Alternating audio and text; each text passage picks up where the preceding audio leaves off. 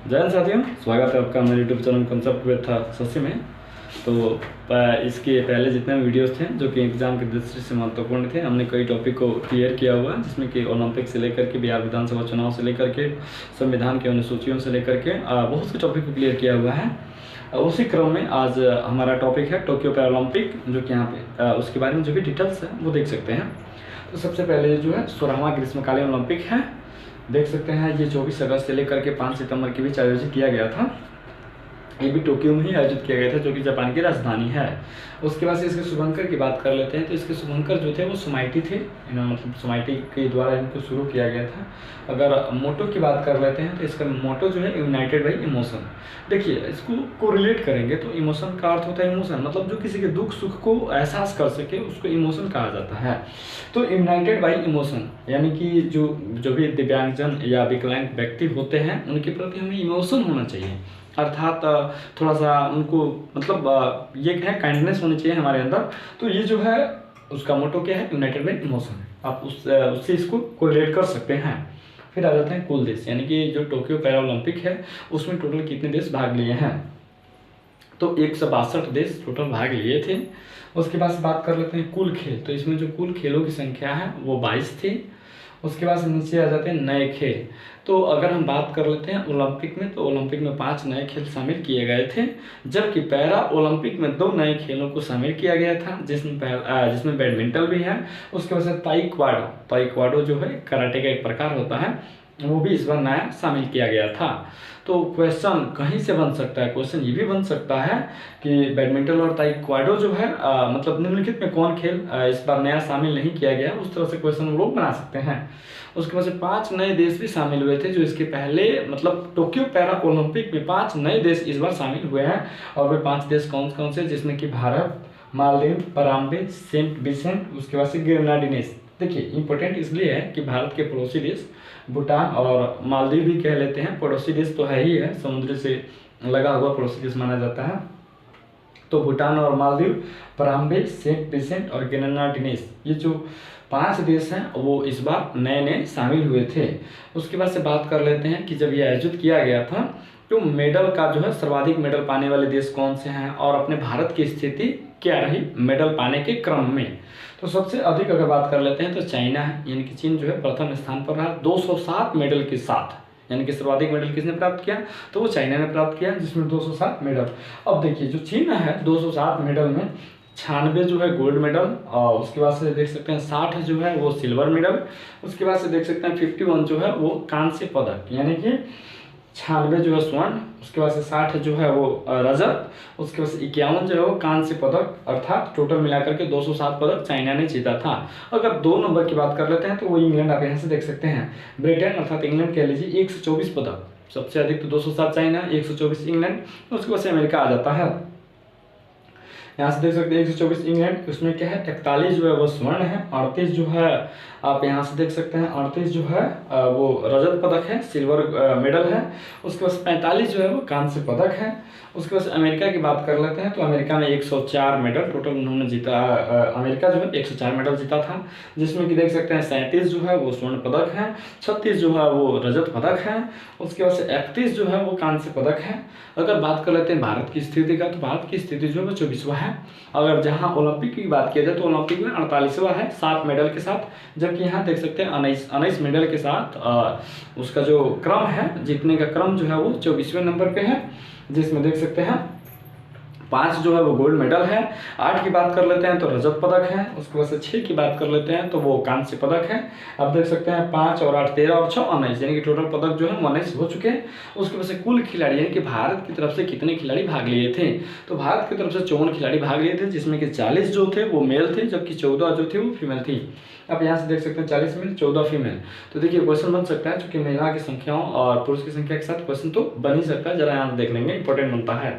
फिर आ जाते हैं एक एक करके देख लेते हैं कि कौन सा क्या पदक जीते हैं और हमारे लिए कितना इंपॉर्टेंट है, और उनका संबंध जो है वो किस राज्य से है और उनका संबंध किस खेल से है, क्योंकि सवाल वहाँ से भी बन सकते हैं। फिर आ जाते हैं बैडमिंटन पे। सबसे पहले बैडमिंटन के बारे में देख सकते हैं कि जो बैडमिंटन है 2+1+1, अभी 2+1+1 क्या है आप यहाँ से देख लीजिएगा। देखिए, यहाँ पे 2+1+1 क्या है, तो जो 2 है वो गोल्ड मेडल की बात कर लेते हैं, एक जो है सिल्वर है, एक जो है कांसा है। इस तरह से। अब देखिए, तो बैडमिंटन जो है उसमें प्रमोद भगत, ये प्रमोद भगत जो है वो स्वर्ण मेडल जीते हैं।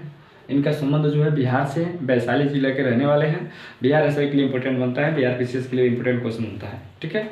उसके बाद नीचे आते हैं कृष्णा नायर। तो कृष्णा नायर जो है इनका संबंध जो है वो इन जयपुर से है और इन्होंने भी स्वर्ण पदक जीता है। क्वेश्चन ये भी बन सकता है कृष्णा नायर जो है इनका संबंध किस खेल से है, तो इनका संबंध किससे है, बैडमिंटन से। ये लोग पुरुष एकल में थे।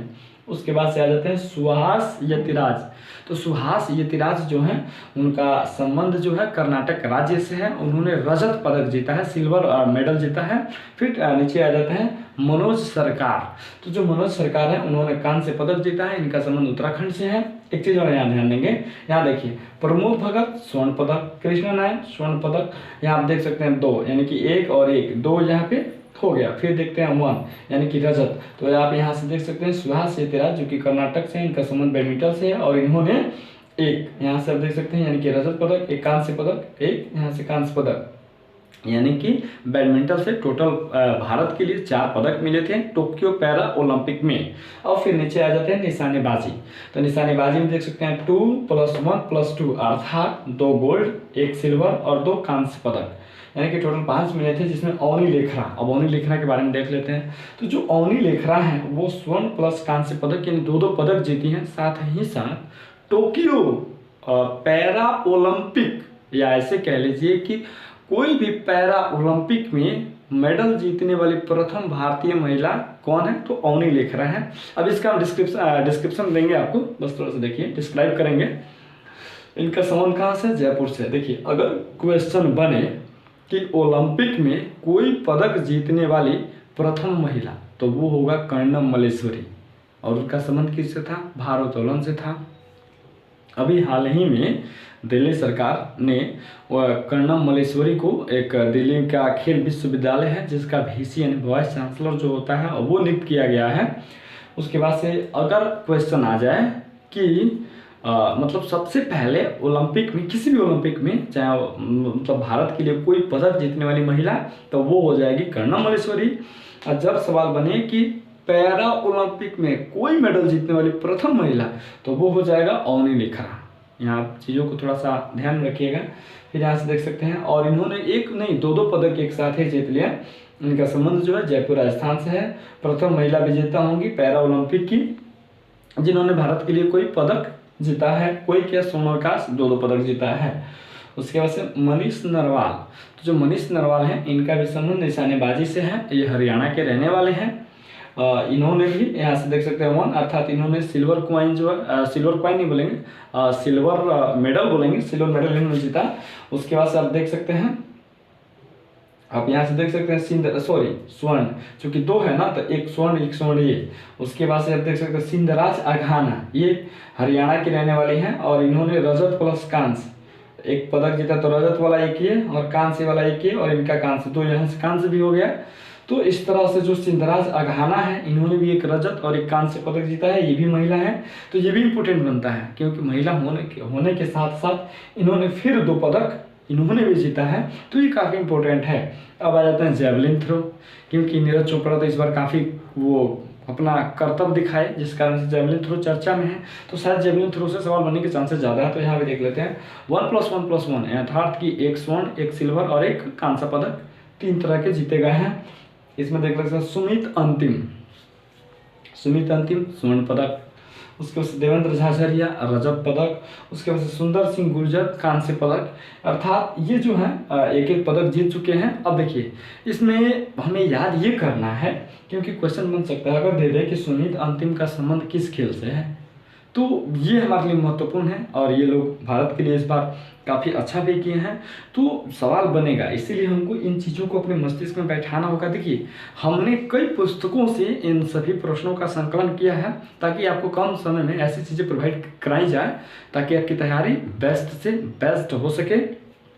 मिलेंगे फिर इसी तरह के किसी इन्फॉर्मेटिव वीडियो के साथ, तब तक के लिए